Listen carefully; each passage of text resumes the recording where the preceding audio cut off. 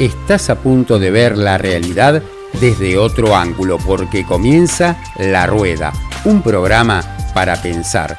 Aquí las ideas circulan, las preguntas comprometen y los temas que suelen callarse se ponen sobre la mesa. Por eso opinamos, reflexionamos y pensamos. Este es el motor que hace girar la rueda. Bueno, buenos días, buenas tardes, buenas noches.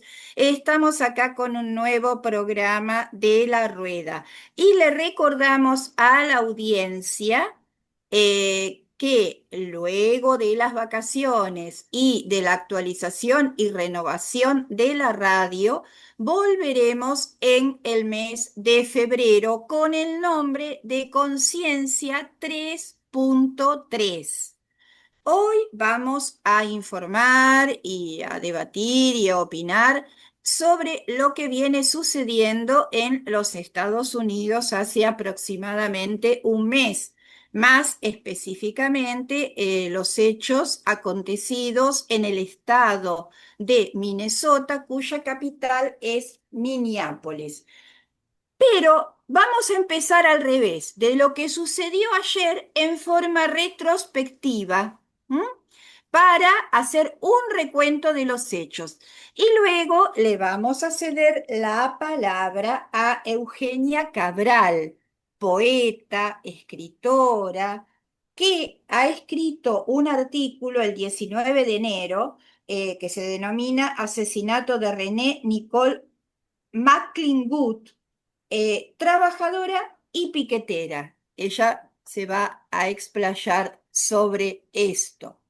Así que Luisa, te pido que nos pases el pequeño videíto de lo acontecido en el día de ayer, que hubo movilizaciones en contra del ICE en todo Estados Unidos y de los asesinatos de dos activistas. Protesta nacional en Estados Unidos.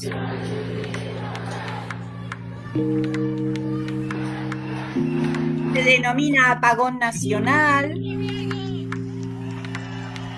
en muchas ciudades para frenar a la policía migratoria.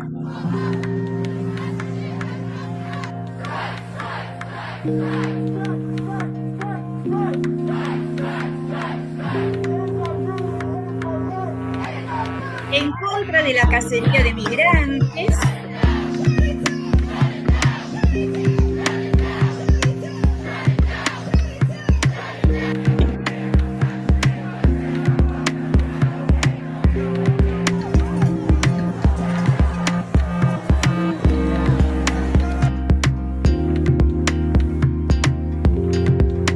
En Los Ángeles hubo represión por parte de la policía.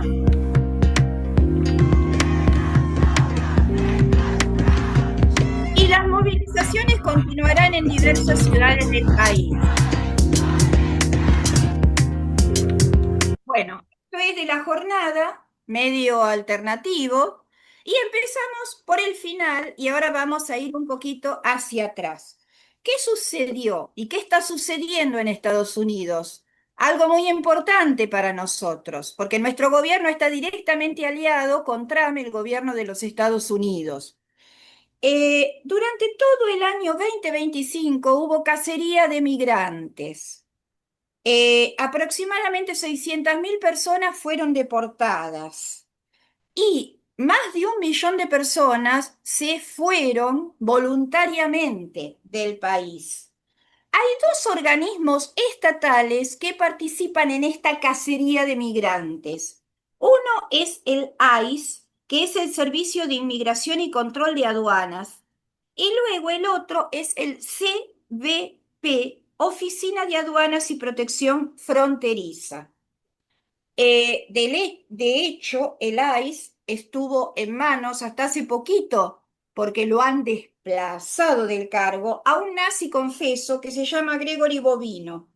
Ahora, en este momento está Tom Homan a cargo del ICE, que dice que va a realizar acciones, continuará con las mismas acciones, pero de manera más inteligente. ¿Cuál fue la forma no inteligente en que actuó el ICE fundamentalmente? En Minneapolis, capital de Minnesota, que es un estado donde hace mucho frío, la gente ha salido con 20 grados bajo cero a movilizarse, lindante con la frontera con Canadá, en el norte de Estados Unidos. El día 7 de enero fue asesinada Renee Nicole Wood, de 37 años, estadounidense, acusada de terrorista doméstica por parte del gobierno. Ante la casa de migrantes, la población ha reaccionado defendiendo a sus vecinos. Entonces podemos ver los videos en donde con silbatos avisan que se acercan esta policía paramilitar migratoria, le avisan, los ayudan cuando están en sus casas, porque los migrantes decidieron no salir de las casas, porque allí no los pueden, desde sus casas no los pueden sacar. Entonces los vecinos los ayudan llevándole comida, llevando los chicos, los hijos a los lugares por ahí que necesitan ir. Ahora en un ratito vamos a ver un video que nos muestra esto de una ciudadana española que vive en Minneapolis. Bueno, este fue el primer acontecimiento. A quemarropa, integrantes del ICE fusilaron a esta mujer que estaba dentro de su camioneta, impidiendo el paso relativamente de estas fuerzas. Luego, ahí ya comenzaron las movilizaciones que se fueron extendiendo a otros estados, no quedaron solamente dentro del estado de Minnesota. Pero luego, digamos, continuaron la represión por parte de estas fuerzas. El día 24 del 1 fue asesinado Alex Preti, un enfermero de 37 años, en manos de la CBP, que es la Oficina de Aduanas y Protección Fronteriza. Bueno, como hemos visto en el video, la situación por parte de la población de defensa de sus vecinos y en contra de, ellos plantean no guerras, no reyes y no ICE. Con esas tres consignas se movilizan. Pero bueno, vamos a empezar a desarrollar todo este tema. Tenemos mucha información de lo que ha sucedido y de lo que está sucediendo en Estados Unidos durante este último mes. Luisa, si nos podés pasar este otro pequeño videíto que relata la situación de terror que se está viviendo y cómo la población norteamericana, parte de ella, se ha puesto a favor de, eh, de los migrantes, ¿no? Que son sus propios vecinos, compañeros de de la trabajo. ciudad, donde miles de personas se han manifestado en las calles para exigir la expulsión de ICE de la ciudad y su abolición. Hoy temprano la gente se manifestó frente a las facilidades de ICE y cortó las calles frente al principal aeropuerto de la región. 100 personas fueron arrestadas. A pesar del frío extremo, la energía es palpable, con la gente con consignas contra ICE, contra Trump y la extrema derecha. Exijan la liberación de sus vecinos detenidos por ICE y justicia para Renee Good, quien fue asesinada por agentes de ICE. J.D. Vance dijo que había que tener mucha voluntad para movilizarse por criminal aliens, como llaman de forma racista a nuestros vecinos.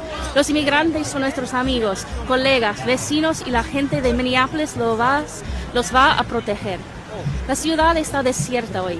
Los negocios cerraron sus puertos con carteles en sus escaparates, exigiendo el fin de las operaciones de ICE en la ciudad. Las escuelas cerraron debido al frío, pero los estudiantes han salido a las calles para defender a sus compañeros. Un parte del transporte público está paralizado, con los trabajadores negándose a trabajar y movilizándose. Los docentes tienen un rol fundamental. Han estado organizando comités de defensa de lo que han llamado escuelas santuarios, junto con los padres para proteger a los estudiantes. Los trabajadores están ocupando un rol central en las protestas, negándose a trabajar mientras ICE aterroriza a sus comunidades y Trump continúa con sus ataques. Están enviando un mensaje claro. Mientras los inmigrantes sean atacados, no habrá normalidad. Los trabajadores y activistas presentes hoy son una inspiración para todo el país, con cientos de protestas planeadas en ciudades de todos Estados Unidos en solidaridad con Minneapolis. Para paralizar la ciudad por completo, todos los sindicatos deben convocar una huelga continua en todos los sectores hasta que fuera ICE. Bueno, gracias Luisa. Esto es el relato y la intervención de una señora el día 23 de enero que se realizó una huelga general en Minnesota. Y el texto de Carne Cruda, que es un medio alternativo español, dice lo siguiente. También habla una ciudadana española que vive en Minneapolis. Hay tanto miedo que la gente no sale ni a la puerta de su casa. Es un ensañamiento puro y constante. Yo ahora estoy acompañando a un niño de 9 años a su terapia porque a su madre le da miedo de llevarlo. Hay un sufrimiento enorme por todas partes. Mar Valdecanto vive en Minnesota desde hace más de 2 décadas y es escritora, traductora y activista comunitaria. Conectamos con ella para hablar del ICE y las protestas masivas contra Trump y su escuadrón del odio. Bueno, ha sido una introducción breve. Nos gustaría escucharla a Eugenia Cabral, que ha escrito un artículo, Asesinato de René Nicole McClingwood, trabajadora y piquetera. La tenemos en el teléfono. Eugenia. Hola, sí, buenos días Liliana, buenos días Luisa. Buen día, adelante entonces. Te escuchamos. Perdón. Sí, efectivamente escribí una nota para la página web de la agrupación política obrera referida a René Nicole McClingwood, con un título que es el delito de ser trabajadora y piquetera. ¿Por qué? Porque hasta ese momento, hasta el momento de leer ciertas noticias, solo había escuchado que René Nicole se había hecho famosa, digamos, por un poema con el cual ganó un concurso que se refiere a la disección de fetos de cerdo. Un muy buen poema refiriendo, bueno, a lo que es relacionado con lo que es la crueldad en general de un sistema, pero leyendo otras cosas me doy con que esta chica, que no era de Minnesota, que se había ido a vivir ahí, sobre todo huyendo de la persecución de género en su ciudad natal, que es Colorado Springs, era una chica trabajadora. Eso lo dice su primer esposo y luego lo dice un prestigioso novelista estadounidense que se llama King Boscombe. Y lo que hace Boscombe es recordar a Nicole de esta manera, porque había sido su alumna en la carrera de escritura creativa. Dice Boscombe: sostuve a su bebé, era amable y talentosa, una madre de clase trabajadora que se financió sus estudios a pesar de circunstancias que habrían destrozado a los patéticos políticos ricos que sádicamente instigaron su asesinato. Malditos sean todos. Esta opinión de Wascom me aclaró cómo era la cosa. ¿Por qué? Porque muchas escritoras en la Argentina, yo arriesgaría a decir que cerca de un 50%, y en otros países no sé, pero al parecer son muchas también. Bueno, pues estamos acostumbradas a lidiar, no nos queda otra, mejor dicho, que lidiar con el machismo, con una serie de cosas, y a pesar de eso, escribir, publicar y hasta quizá ganar concursos. Pero ¿qué había pasado con René Nicole? Lo que había pasado es que ella se animó a salir a las calles para defender lo que ella consideraba justo, que era oponerse a la persecución fascista de Trump y contra los migrantes por medio de la acción del ICE, e incluso participar en la forma del piquete. El piquete no es un invento argentino, tanto que, por ejemplo, en la huelga de las enfermeras de Nueva York, que se desarrolló hace unos días, efectivamente hicieron piquete y la palabra es de origen inglés, picket line. Entonces, yo dije, no, el problema no es que tuviera una bandera del orgullo en su cuenta social, no era nada. El problema es que era piquetera. El problema era que era una trabajadora que salía a pelear en las calles. No se quedaba en las declaraciones por las redes sociales o en la forma de escribir, sino que pasó a la acción política directa. Y bueno, eso ya sí me llevó a otro tipo de visión respecto de lo que era Minneapolis y lo que había sido el tipo de lugar en donde se encontraba René Nicole para que la acepte. Ujú.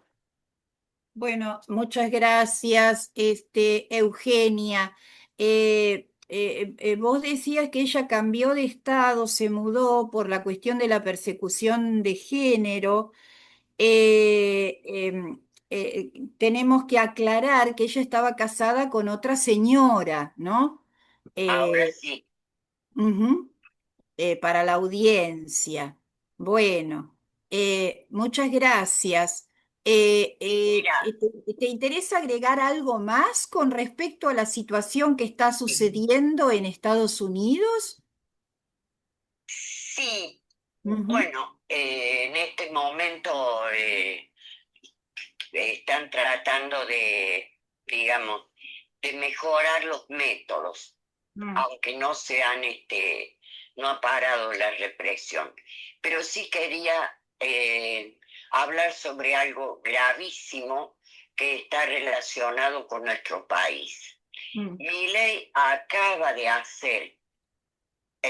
está en curso un acuerdo con Estados Unidos para recibir a mm, deportados de Estados Unidos para ofrecerle a su vez desde Argentina vuelos para que regresen a sus países de origen. Es decir, por ejemplo, un guatemalteco lo deportarían a Argentina y a su vez Argentina lo devolvería a Guatemala. ¿Qué es lo que ocurre? Que si nosotros empezamos a recibir deportados que en vez de exilarse, quedarse en la Argentina, luego tienen que volver rápidamente a sus países de origen, lo que vamos a presenciar es el montaje de un campamento de deportados, con toda la sordidez que eso puede llegar a implicar. Esto no es eh, extraño, porque por algo se han multiplicado desde hace unos días la persecución a migrantes y en la misma Argentina. La vez pasada ocurrió algo en La Matanza, si no me equivoco. Pero esto, ¿dónde está contextualizado? Pues está contextualizado en que la visita de Scott Bessent antes de las elecciones que dieron el triunfo a Milei no están, no eran gratuitas. Esas favores con el swap que le concedieron a Milei tenían que tener condiciones, aunque no fueran expresadas en su momento. Bueno, pues ahora esto comienza a tomar estado público y esto sería uno de los puntos del acuerdo. Esto significa que, a su vez, para la Argentina, esto ya empieza a implicar un cambio de régimen. Por un lado, porque estaríamos, si hacemos eso de tener un campamento de deportados, ya estaríamos virando hacia una especie de estado policial. Y por otra parte, nos rebajaría ya definitivamente a ser un protectorado de facto, de hecho, del imperialismo norteamericano. Esto teniendo en cuenta lo que ha pasado con Venezuela y las demás amenazas de Donald Trump, realmente es gravísimo. Y bueno, no quería dejar de decir. Bueno, muchas gracias por agregar estas noticias también. Le vamos a pedir a Claudio, si no lo conoces, te lo presento. Claudio es economista, profesor jubilado de la UBA. Él escribió, antes de que pasara todo esto, un artículo muy interesante sobre la Guardia Nacional en Estados Unidos, ¿no? La Guardia Nacional es una fuerza militar única en el sistema estadounidense con características tanto militares como civiles. De hecho, hemos visto que el gobernador de Minnesota, a lo último, movilizó la Guardia Nacional para alcanzar comida, café a la gente que se estaba movilizando en contra del ICE, porque también hay gobernadores que están en contra de la política Claro. de Trump, que son demócratas. Por ejemplo, el gobernador de California llama al pueblo estadounidense en las elecciones intermedias para acabar con Trump, ¿no? O sea, y no por nada, toda esta movilización, aparte de que parece ser un estado que hay muchísimos inmigrantes. Yo el otro día conversaba con una amiga mía que vivió unos cuantos años en Minnesota y decía que ya desde esa época, estamos hablando de más de 20 años atrás, la gente le tenía mucho miedo a la migra, ¿no? Le decían la migra en ese momento, siempre le tuvieron miedo a la migra, ¿no? Lo que pasa es que esto se ha acentuado muchísimo. Pero volviendo al artículo de Claudio, que nos manifiesta cómo se constituyó el ejército en Estados Unidos, muy diferente de cómo se constituyó en la Argentina. Él hace toda una comparación y ahora va a desarrollar todo esto, ¿no? Sí, Eh, antes de que empiece Claudio, Liliana, sí, como no, quería Clelia, aportar algo. te presento a Clelia, directora jubilada, que nos acompaña también. Sí, no, nosotros acá en la Argentina tenemos una vieja experiencia muy triste con deportaciones hace más de 100 años y propuesta por Miguel Cané, el autor de Juvenilia, un libro tan simpático. Tuvimos la ley de residencia. Aquí se deportaban extranjeros que tuvieran actividad sindical, política, en favor de la gente de trabajo. Esta ley Ujú. se aplicó muy tristemente a italianos sobre todo. Y funcionó creo que bastante tiempo. No sé cuándo se la modificó o se excluyó en la legislatura, no lo sé, pero fue para el centenario se aplicó mucho esa ley porque hubo muchas manifestaciones obreras en esa época.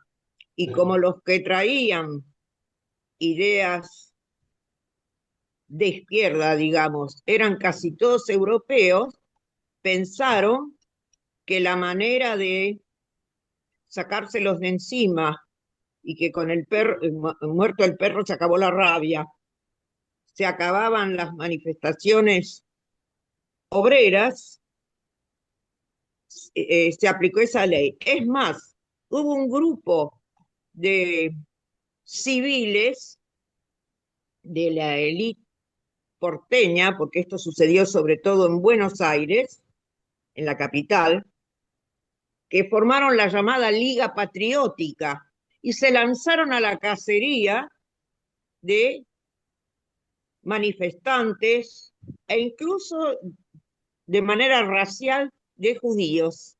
Unos pogromos tuvimos en Buenos Aires también, pero eso es una cosa aparte. Deportar lo hicimos por nuestra cuenta, ahora por cuenta de otro, para que no faltara una agachada más de mi ley, ahí la tenemos. Ujú. Quería aportarle a nuestra Muchas invitada. gracias, gracias Clelia, por todas las aclaraciones de lo que sucedió aquí en Argentina. Bueno, Claudio, te cedemos la palabra. ¿Cómo lo relacionás con la situación actual, esto de la Guardia Nacional? Sí, bueno, buen día. Yo hice un estudio sobre las Fuerzas Armadas norteamericanas que la titulé La Guardia Nacional. La titulé así porque la Guardia Nacional está originada en lo que era el armamento de la población y las milicias norteamericanas desde la colonia, desde las luchas de las colonias norteamericanas por su independencia. Y actualmente la Guardia Nacional es un ejército completo, fuerte, con todos equipos tecnológicamente avanzados y participaron en varias guerras, Afganistán y anteriormente Vietnam y en otras guerras. Eh, ¿Qué pasa con esta Guardia Nacional? Es más o menos está entre el 30 y el 40% de las Fuerzas Armadas norteamericanas. Y lo interesante de estas Fuerzas Armadas, que es la Guardia Nacional, tomó preponderancia a causa de la crisis económica norteamericana, que una de las cuestiones era su enorme costo el de seguridad que tenía Estados Unidos y el endeudamiento constante del Estado, de los Estados Unidos, el endeudamiento enorme que tenían y que querían bajar los costos. Entonces la Guardia Nacional tomó preponderancia cada vez más grande en participar en las guerras. Vamos a ver, es Fuerzas Armadas, son parte de las Fuerzas Armadas norteamericanas y ¿y por qué tiene tanta preponderancia? Porque hace ya muchos años que entró en crisis Norteamérica, perdiendo su papel como principal economía mundial, cada vez más chica su participación, por lo tanto sus ganancias, por lo tanto los impuestos, y cada vez el endeudamiento era más grande. Entonces el ataque a la educación, a los gastos en educación, el ataque a los gastos de salud y el mantenimiento de Fuerzas Armadas completas. El ejército regular se llaman a lo que son las Fuerzas Armadas full time, que viven en los cuarteles, que viven en las bases, que hace entrenamiento constante. Esos son las Fuerzas Armadas como cualquier ejército en el mundo. Entonces, se le dio participación a estas fuerzas, ¿por qué? Porque son fuerzas a tiempo parcial. Los que intervienen, los miembros de la Guardia Nacional, se imaginan, son cientos de miles de gente, son miembros que trabajan en la sociedad y sus ingresos provienen de sus trabajos. Por ejemplo, lo que nosotros vemos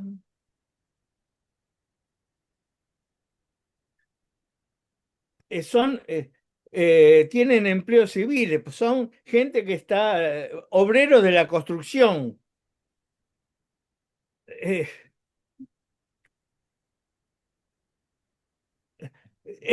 son gente asalariada en transporte, la manufactura liviana, gente que trabaja con máquinas, son obreros, son trabajadores que durante todas las semanas, todos los días, trabajan en su empleo y son movilizados para distintas circunstancias. En Vietnam fueron muy usados. Esta Guardia Nacional, entonces, es muy permeable a los problemas sociales. Son la gente más pobre.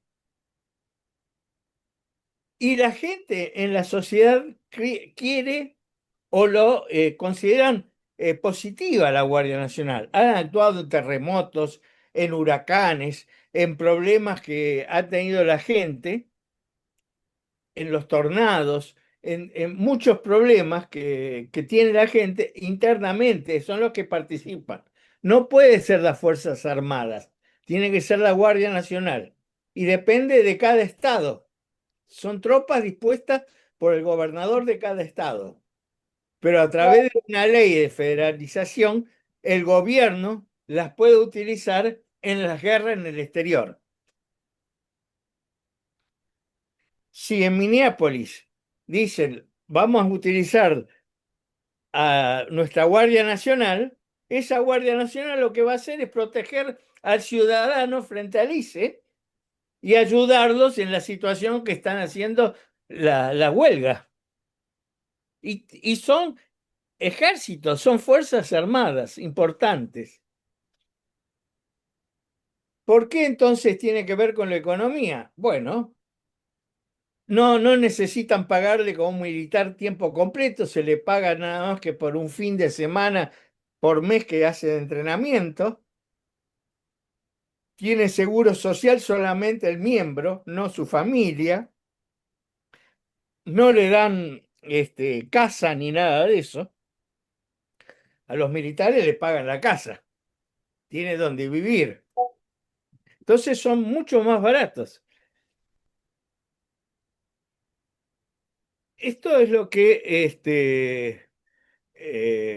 yo hice en el trabajo, ver en las guerras donde participaron la Guardia Nacional junto con el ejército regular.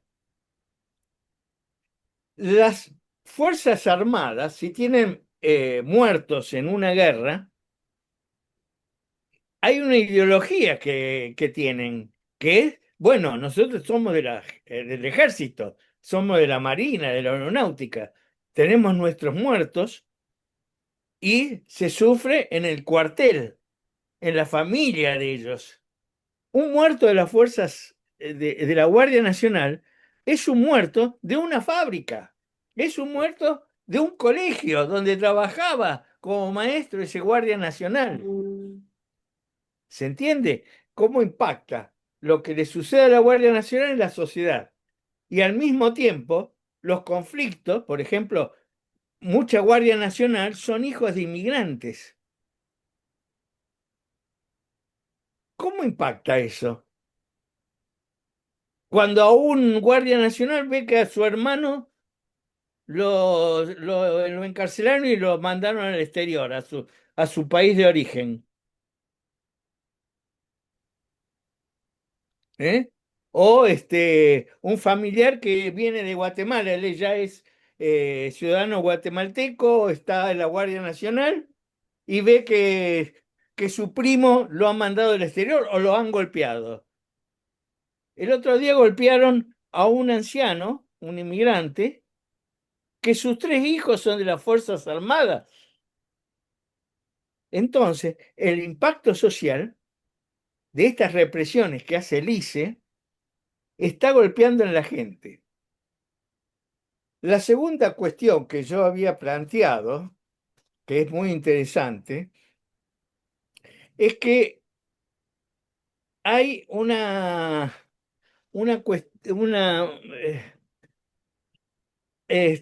hay algo que sucede en la sociedad, que es que las Fuerzas Armadas también, al actuar junto con la Guardia Nacional en el exterior, los lleva a empezar a tener contacto con la sociedad, a sentir lo que pasa en la sociedad. Son las cuestiones. Esto significa también para el gobierno que está impidiendo lo máximo posible el uso de tropas en tierra, por ejemplo, en Venezuela.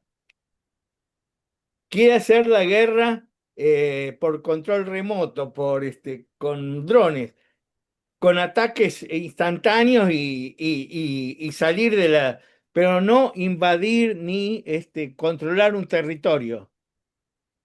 Es una debilidad enorme de las Fuerzas Armadas para el Estado norteamericano.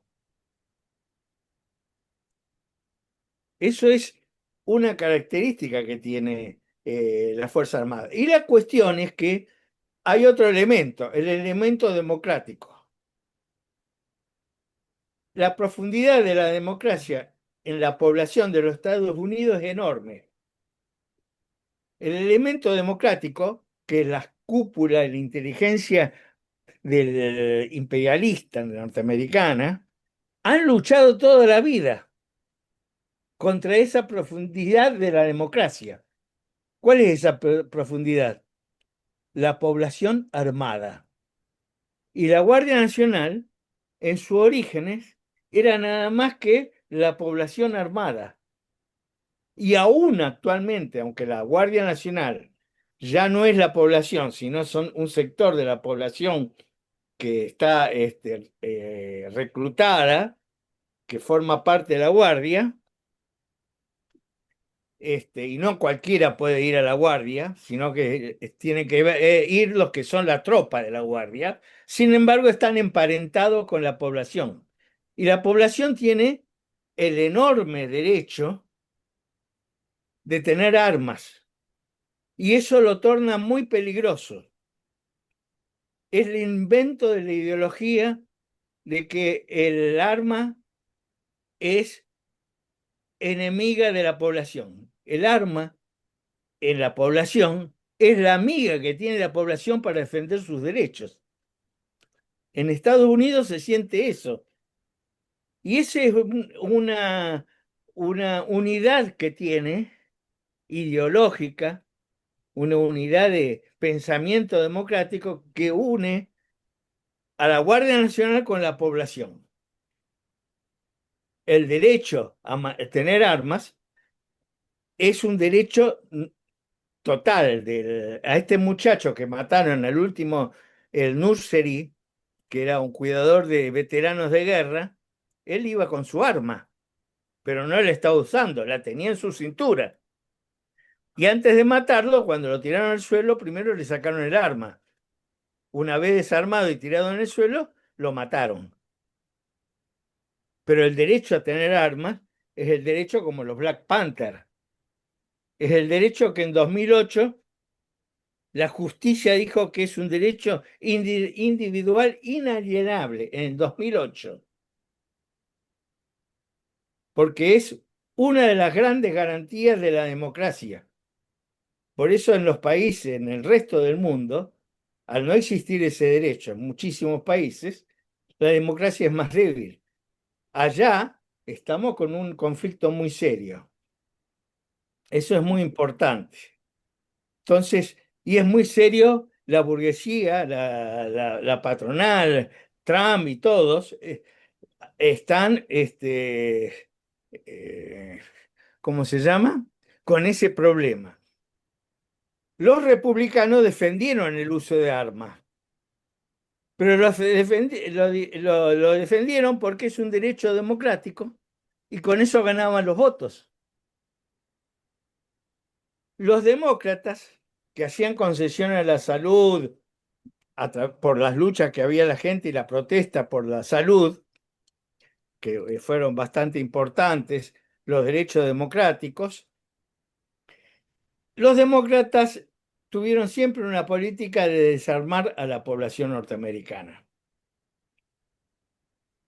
Por eso no es una cuestión de que el arma es un problema para la población, es un problema para la dirección del Estado norteamericano, porque pueden tener muchos problemas.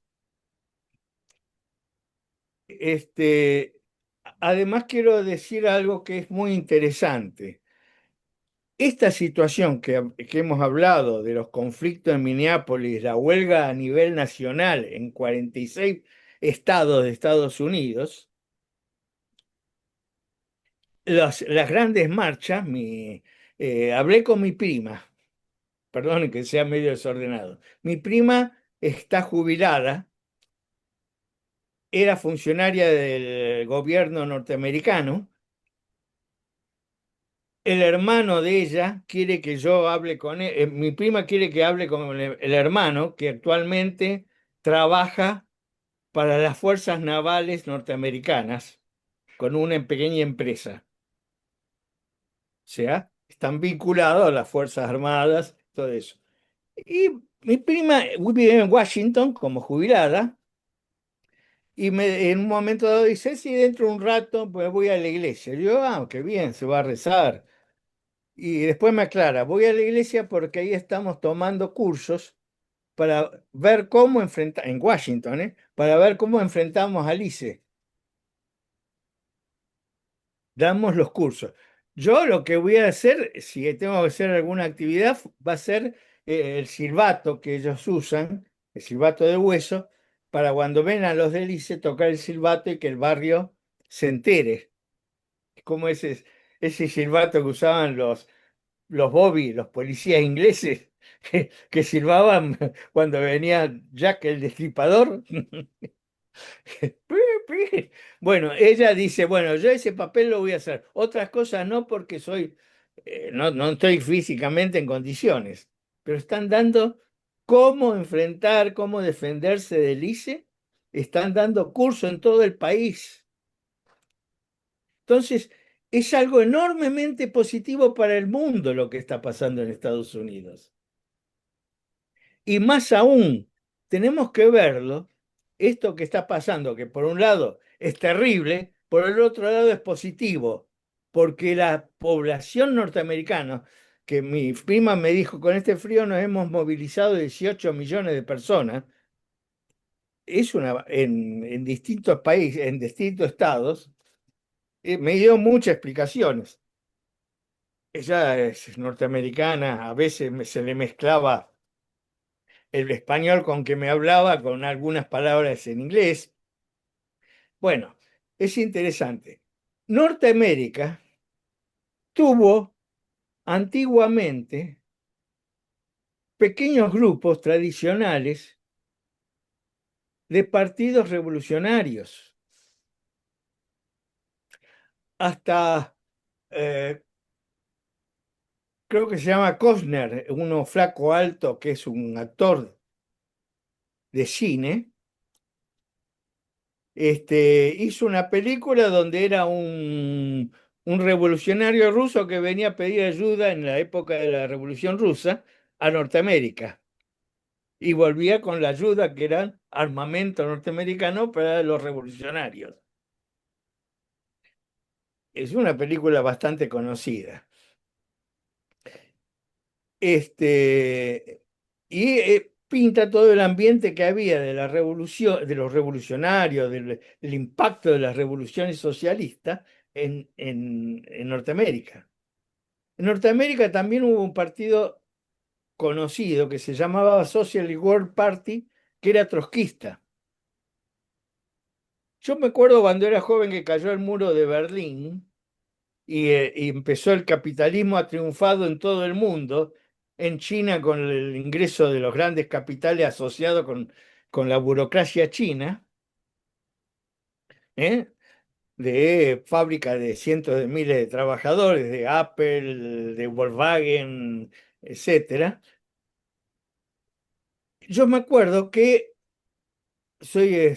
era en aquel tiempo docente en la universidad, que leía las noticias, y una de las noticias era que se quejaban las grandes cadenas periodísticas de Estados Unidos de cómo puede ser que en las universidades norteamericanas se haya puesto de moda el marxismo.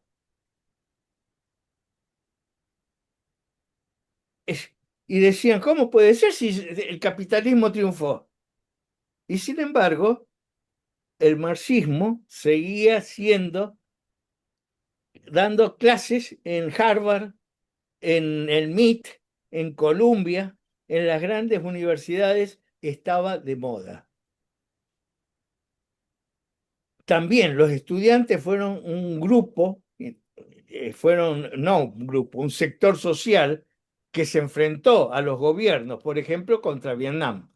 Y actualmente se enfrentó contra Trump porque Trump quería que se disciplinen los estudiantes en las universidades si no les sacaba los subsidios que las universidades tenían. Eso fue hace poquito, en este gobierno. O sea, hay todo un abono, una tierra que puede dar origen a organizaciones revolucionarias con la vanguardia de estas luchas, con una intelectualidad que siempre tiende hacia la izquierda y que se plantee de vuelta la necesidad de la participación de los trabajadores, que se plantee el control de los trabajadores de todo y que planteen también el socialismo en Estados Unidos. Entonces, esa es la cuestión. El otro lado de la moneda. Es cruel el capitalismo, es terrible, pero hay una respuesta. Es terrible lo que están haciendo, pero es la debilidad del capitalismo. Hasta sus fuerzas armadas pueden dividirse, pueden contaminarse de las luchas sociales. Bueno, Claudio, te agradecemos mucho, muy No, interesante. en el trabajo yo puse gráficos por el cual expreso la crisis mundial de la economía, que es lo que está impactando en el capitalismo a nivel mundial.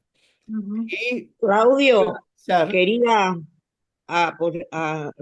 aprovechar para un pequeño homenaje y recuerdo a John Reed, el norteamericano que directamente participó en las luchas de la Revolución Rusa y quedó sus restos están no sé en este momento, pero estaban en el panteón donde estaban los héroes de esa revolución en Moscú.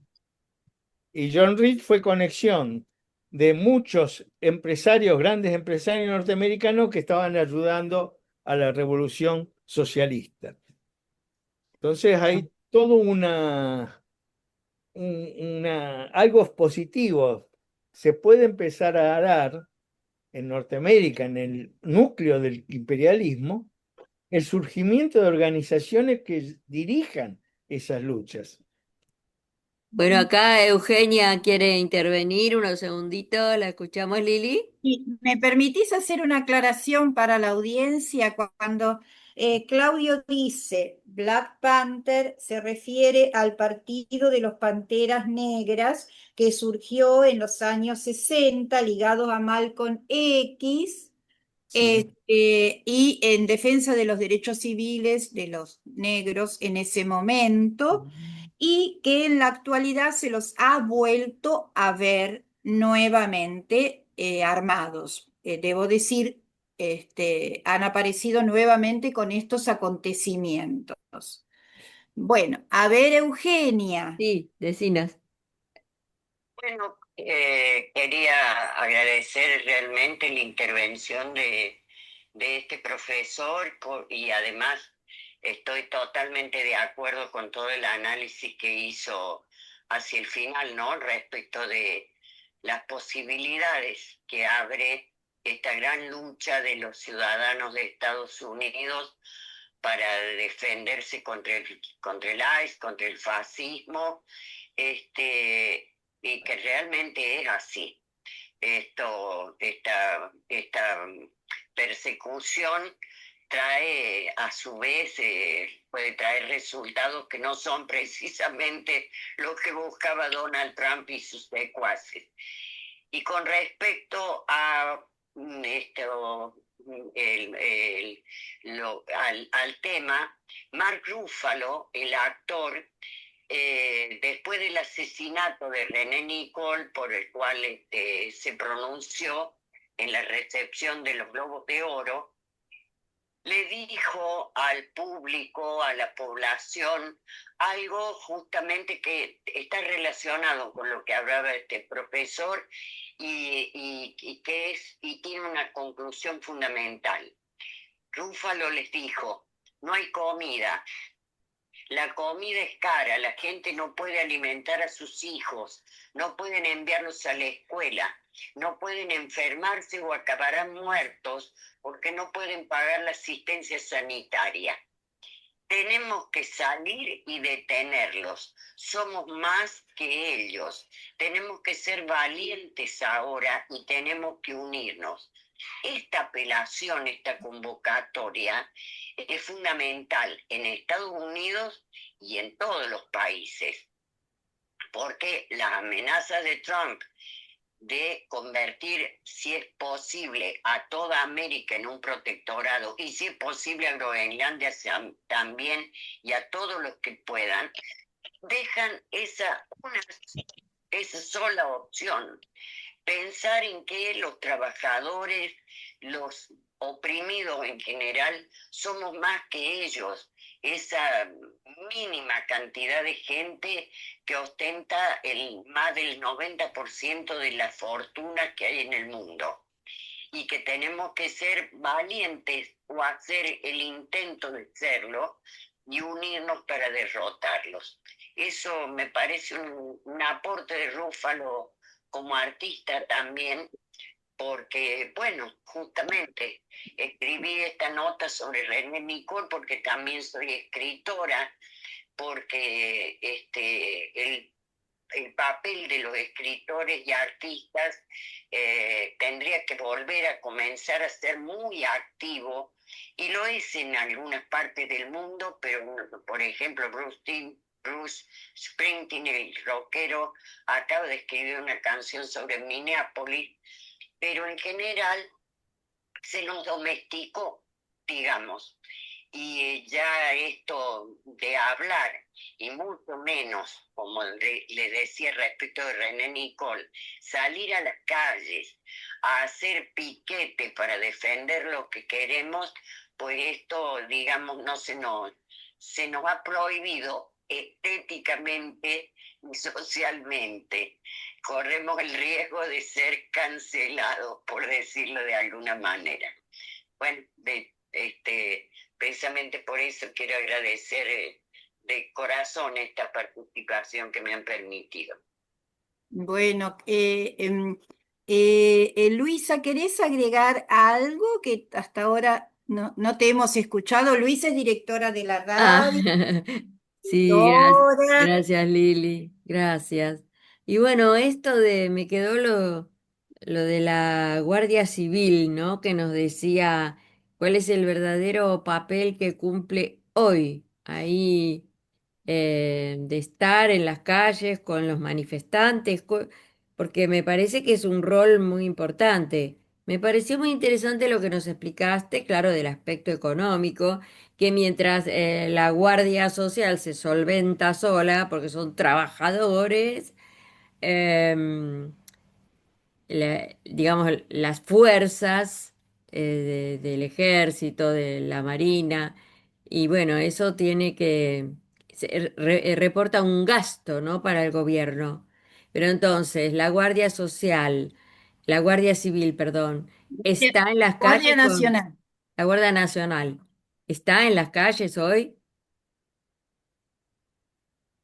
Sí, ¿verdad? Yo Bien, lo que he observado, lo que he observado, siempre con precaución, porque las informaciones a veces, o sea, cuando se replican es porque son verdad, digamos, cuando aparecen en diferentes medios porque son verdad. Pero lo que he observado en los medios alternativos es que el gobernador de Minnesota llamó a la Guardia Nacional para apoyar, ayudar con estas bien. tareas sociales a la población civil porque cumplen tareas sociales, además de, por ejemplo, si los convoca, responden al gobernador, como bien Ah, estudió Claudia, pero si los convoca el gobierno nacional, los pueden mandar a una guerra, como sucedió con las últimas guerras de Estados Unidos. Pero tienen la tarea de participar en las guerras y a su vez la tarea de realizar acciones sociales dentro de su estado, ¿no? O sea, es una doble tarea, participar en incendios, catástrofes, colaborar con la población, ¿no? Como los Este, bomberos. y claro, tienen dos claro, jefes. El parecido, yo también. gobierno, el gobernador, responden al gobernador, pero las fuerzas Sí. federales, el gobierno federal las puede convocar para participar en guerras. Entonces, tienen dos tareas, luchas armadas por un lado del país, de Estados Unidos en este caso, y a su vez cumplir con acciones sociales, como dice Clelia, como los bomberos. ¿Es cierto? Similar a los bomberos. Yo Pero los quiero bomberos aclarar, son municipales acá. Los Sí, bomberos son sí, de los municipal. municipios. Ujú. ujú, Este, allí son de cada estado. claro. Por lo que leí, en lo posible, no van al combate directo, en lo posible, Ajá. sino en tareas de logística, de apoyo. Ujú. Ahora, cuando las papas queman, sí, van al combate directo, Lo que como bien sucede, dijo. discúlpame, Clelia, lo que sucede, convengamos que el mundo está en manos de dementes, ¿no? Porque llamar y convocar a organizaciones como esto, el ICE, para matar, o sea, Sí, personas que no están preparadas. Yo veo que han convocado, no sé de dónde sacaron estas sí, yo me fuerzas, hago la ¿no? misma pregunta, A Luisa, ver, si me de quiénes permiten, si conforman me el ICE? yo lo tengo acá como información, Ah, si me lo está Sí. permiten. bien. El ICE surgió en el año 2002, luego del atentado a las Torres Gemelas. Y acá tengo un artículo de Marian Marvel, Telemundo, Chicago, del 1 de agosto de 2025. Ofrecen miles de dólares y jugosos incentivos para contratar agentes del ICE. Esto también es muy importante porque son mercenarios. Y Claro, algunos son claro. latinos también. Y yo he visto, digamos, hablar un latino inmigrante y el muchacho del ICE le contestaba y por el acento era cubano. Ahí también hay una brecha, ¿no? Porque van por el dinero. Dice, con el objetivo de aumentar los operativos migratorios del ICE y del CBP, lanzaron una jugosa oferta para contratar nuevos agentes de inmigración.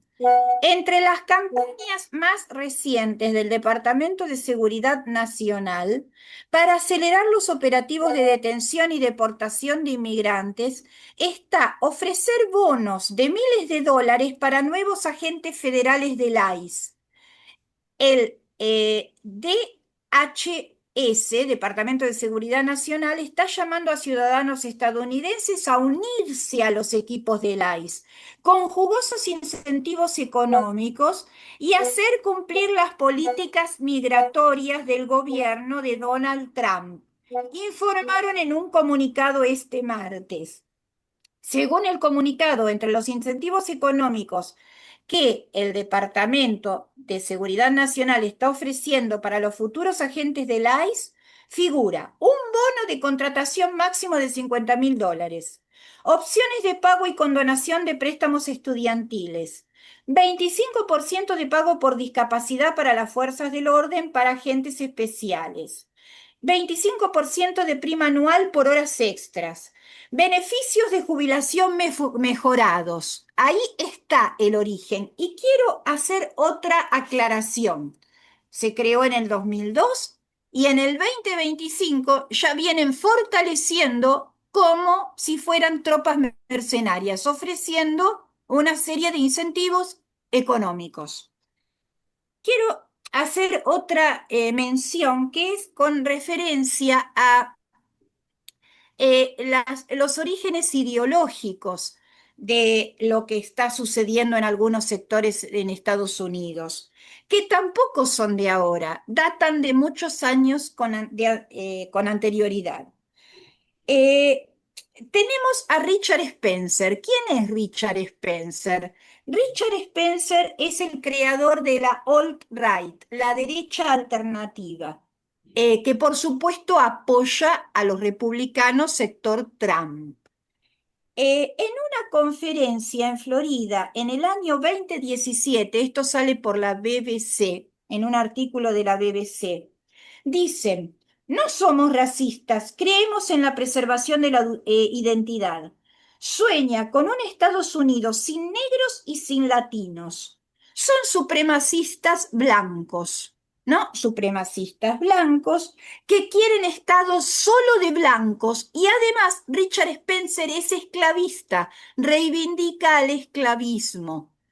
Esto, vuelvo a repetir, es del año 2017, con el argumento de, en sus propias palabras, el argumento de si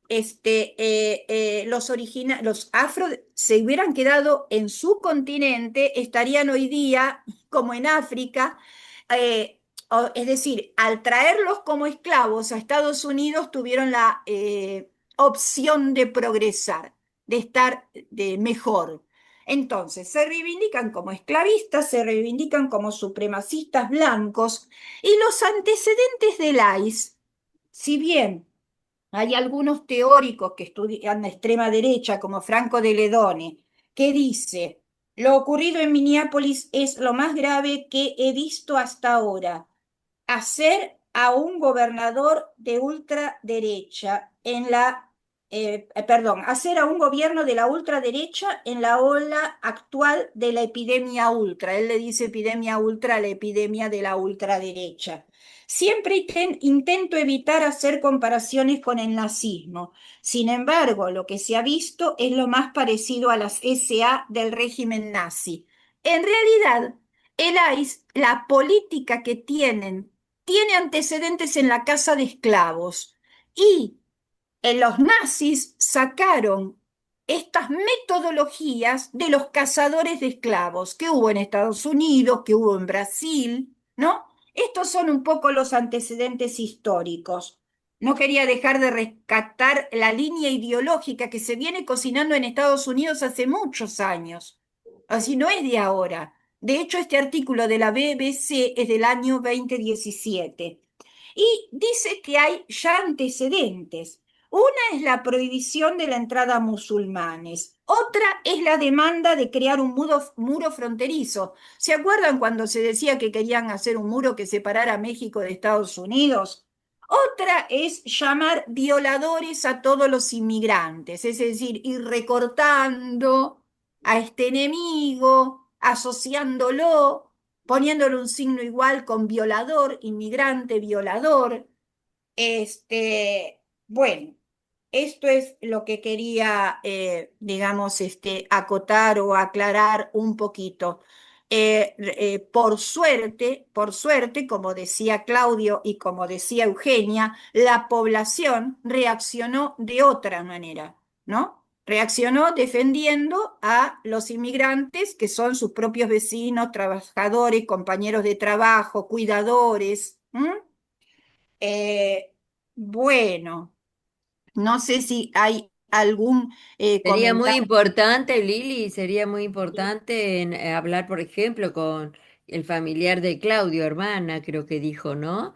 Prima, prima, Claro, Si es que si puede, si accede. sí. prima, mi prima. Ah, tu prima, sí, sí. Claro, para que esté en el programa, ¿no? Y nos cuente, a lo mejor para la próxima, Lili. Ujú. Estaría muy bueno, sería un testimonio directo desde el lugar, Sí, ¿no? sí. Noticia. Sí. Los bomberos en Francia atacaron a la policía. Le pegaron mucho. Los Apa. bomberos le pegaron a la policía en Francia. Uh. Fuertes manifestaciones de bomberos. Ujú. O sea que la cosa viene a nivel mundial. Ujú. Claro. Hay luchas en todos lados. Y eso es lo positivo, la, la bondad que tiene la humanidad. Bueno, no sé si a ustedes les parece ir haciendo, digamos, un recuento, un cierre, lo que les parezca más importante. Acá yo tengo un análisis de Stephen Forti, que es historiador italiano, profesor de la Universidad Autónoma de Barcelona, eh, que bueno, que analiza la situación mundial y rescata 10 puntos de cómo él caracteriza en estos momentos la situación mundial. También es un estudioso de la extrema derecha. Eh, Voy a hacer un resumen muy breve y después les cedo la palabra para ir haciendo un cierre. Eh, por un lado, dice que el neoimperialismo sustituye al orden liberal global. Esto, el planteo que él hace es que el orden liberal global creado a fines de la Segunda Guerra, fácil, frágil, perfectible, a menudo no respetado, es sustituido por una lógica imperial regida por una mezcla de ley de la selva, el más fuerte se impone, y reparto de zonas de influencia. Me parece que es así, acuerdo con esto, esta caracterización, sobre todo desde que Trump subió al gobierno. Luego, el neoliberalismo ha allanado el camino a un nuevo autoritarismo, como punto 2. Las tecno-oligarquías se apoderan del Estado. En esta era la connivencia entre el poder político y el poder económico ha sido evidente. Otra característica que menciona es lo que se quiere hacer se hace y se dice sin ocultarlo. Esto de que han caído todas las máscaras y ya ni siquiera en Estados Unidos, cuando invaden un país, hablan, esto es por la libertad y la democracia, ¿no? Lo dicen directamente, es por el petróleo. Se han caído todas las máscaras, ¿no? En un punto. A ver, luego nos dice, las autocracias electorales sustituyen a las democracias. No olvidemos que todos estos gobiernos no surgieron de golpes de Estado, surgieron con el voto, el de Trump, el de Milley. La extrema derecha es el actor principal de la nueva era. Él caracteriza, es una caracterización, más que fascismo, se trata de la renovación del pensamiento anti-ilustrado. El pensamiento anti-ilustrado y el reaccionarismo anti-liberal de finales del siglo XVIII. Él lo caracteriza así, que es un pensamiento anti-ilustrado el que está surgiendo en este momento, es decir, contrario a lo que fue las democracias liberales y todo lo que ellas traían aparejado. El extremismo caracteriza también, es el nuevo mainstream que le dicen, corriente principal, modelo. Los partidos y las instituciones democráticas viven en una parálisis incapacitante. En un punto es cierto, esto por ahí sería para desarrollar. La religión se vuelve a ser un arma política. no olvidemos que todos estos sectores están relacionados con algún tipo de iglesia, ¿no? Sean iglesias pentecostales, sean iglesias de origen judío, católico, vuelve a florecer eso en un punto. Y luego en el punto 10 se plantea la respuesta al quehacer solo puede ser colectiva. Y esto lo voy a leer, me parece interesante. Dice, es necesario replantearse completamente los paradigmas existentes. Los antiguos ya no funcionan en esta nueva era. Por lo tanto, hay que empezar desde cero, reconstruir la sociedad ahora licuada, atomizada, crear un sentido de comunidad que no sea el identitario y etnonacionalista, ¿no? El supremacismo blanco, en cada sector es el mejor del mundo, digamos, cada nacionalidad es la mejor de la extrema derecha, volver a librar las batallas de las ideas. La extrema derecha lo lleva haciendo desde hace años y ahora está cosechando los frutos. Yo coincido con esto, hace años vienen dando la batalla cultural y están cosechando los frutos. Tejer alianzas y redes transnacionales, porque la solución no puede ser solo local. Todos debemos sentirnos involucrados. Volviendo a las tres categorías de Hirschman, un autor, la salida no es una opción porque significa dejar el campo libre para la imposición definitiva del nuevo orden autoritario. Y la lealtad tiene poco sentido porque el establishment actual no tiene ideas o sufre una parálisis incapacitante. La única posibilidad es la voz, es decir, la participación y la protesta. Este debe ser el punto de partida, que en un punto es, volviendo al inicio de nuestro programa, lo que hemos estado viendo, la participación, la protesta, la voz de las mayorías, ¿no? Agrega otros elementos como la parálisis de los partidos tradicionales, de las instituciones formales democráticas también, ¿no? Bueno, es un resumen muy resumido, pero no quería tampoco sobrecargar con tanta teoría. Así que bueno, no sé si les parece ir haciendo un cierre cada uno de los participantes. Sí, Claudia, sí, es muy interesante lo que decís, Liliana, pero no coincido en los ejes fundamentales.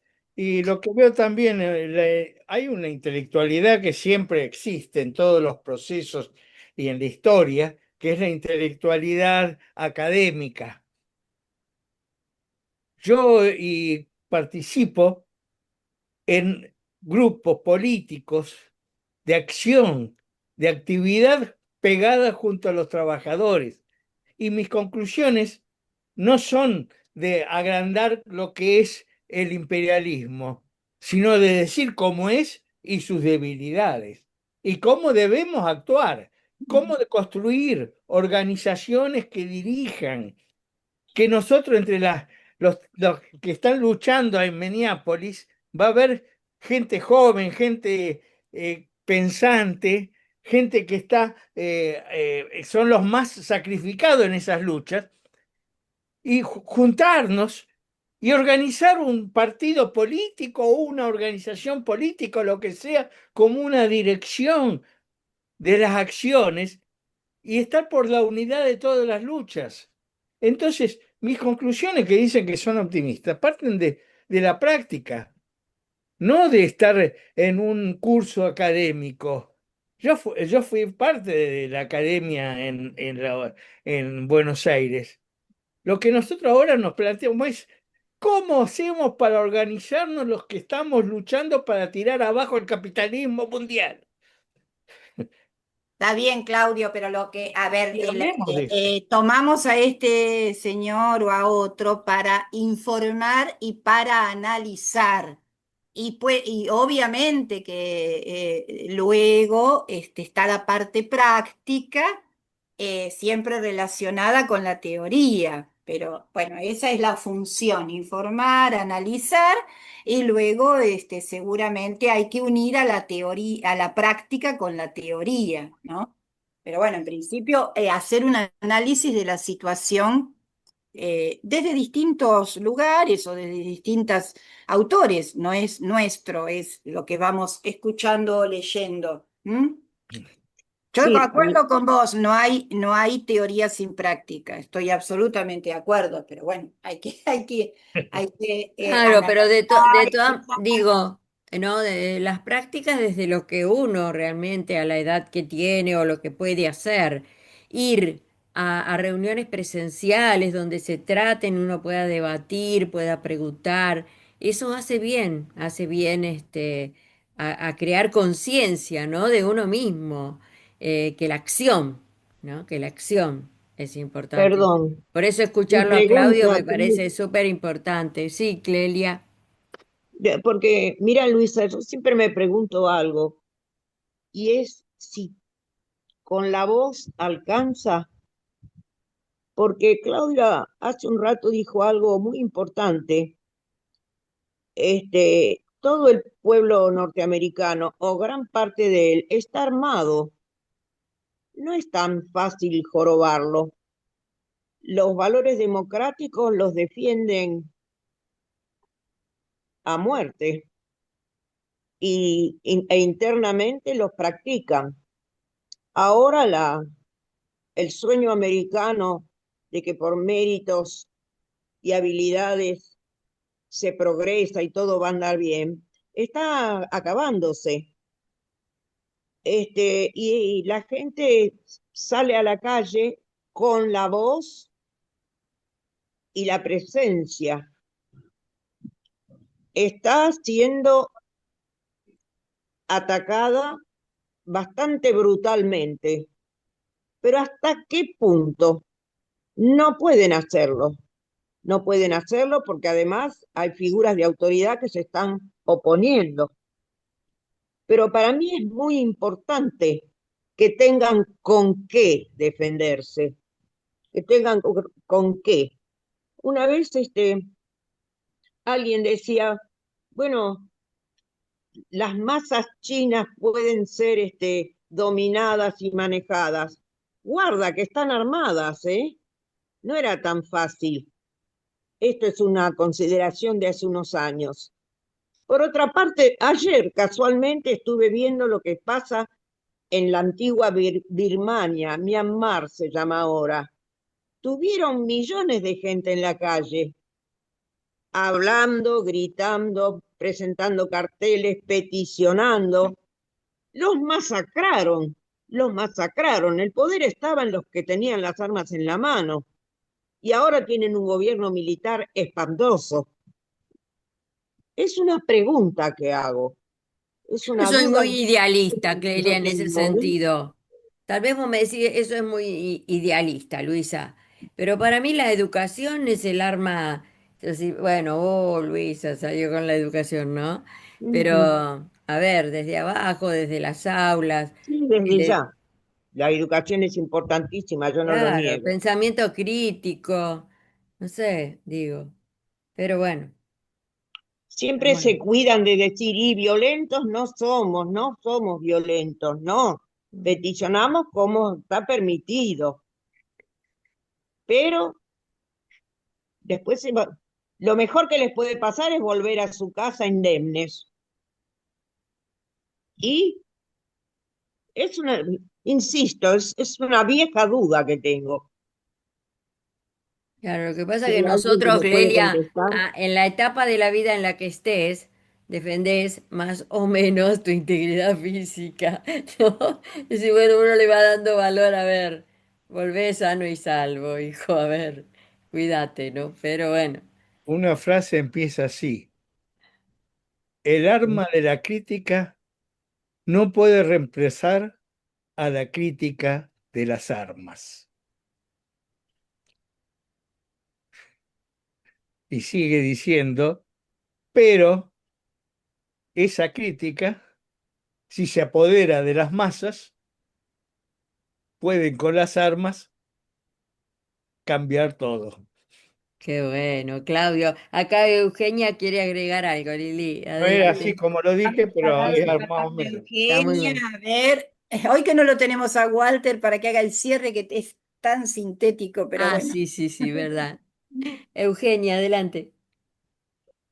Bueno, en primer lugar, realmente felicitar para cerrar por la profundidad del debate que se ha dado, pero realmente para felicitarlos, por un lado. Y por otro, esta cuestión de debatir el qué hacer, como aquella vieja pregunta de Lenin, y en la Argentina tendríamos que precisamente empezar a ver la posibilidad de la organización y la coordinación de las luchas, porque existen muchas luchas pero desperdigadas, porque no hay una dirección sindical o una dirección gremial que las organice y las enfrente al poder de Milei, de las multinacionales, de las finanzas, etcétera, etcétera. La vía es seguramente una huelga general. Así habría que prepararla, mejor dicho, porque va a ser la única forma de frenar los despidos, la precarización laboral y incluso el quitarnos el derecho a huelga que viene con la contrarreforma laboral que pretende Milei y de la cual ya tiene ganado buena parte de la oposición. Eso era mi Gracias. aporte, digamos. Gracias. No, gracias a vos, Eugenia. Sí, yo pensaba, digo, ¿por qué? Bueno, muchos antecedentes los dio Claudio, este florecimiento de la resistencia en Estados Unidos. Y una de las cosas que se me ocurría es porque no tienen el peso que tienen las direcciones burocráticas sindicales y el peso del muerto del peronismo que tenemos nosotros en Argentina, que en realidad sirve para frenar, ¿no? Para frenar eh, la resistencia a lo que está sucediendo en nuestro país, que ya lo hablaremos próximamente con el tema de la reforma laboral que se viene ahora, creo que el 11 de febrero se debate en el Congreso, si no me equivoco. Qué Eh, reflexión inteligente, Liliana, es cierto. Es un peso muerto, las sí, direcciones peronistas viejas, los gordos. sí, sí, seguro. Y van, de hecho, van a las fábricas a decir vamos a venir a intervenir, no aparecen nunca más, pero bueno, frenan todas las luchas posibles frente a los despidos, viste, el pago, el no pago de los sueldos, el pago fraccionado. Bueno, vamos a ir cerrando, le vamos a agradecer al equipo, los que han participado, a Claudio, su gran colaboración con el artículo de la Guardia Nacional, a Eugenia Cabral, fundamentalmente, que la tuvimos hoy como invitada y por teléfono y la hemos escuchado muy bien. Le vamos a recordar a la audiencia que en febrero vuelve la radio con el nombre de Conciencia 3.3. Va a ir en principio por la cercanía en el tiempo este programa sobre Estados Unidos, Minnesota, Minneapolis.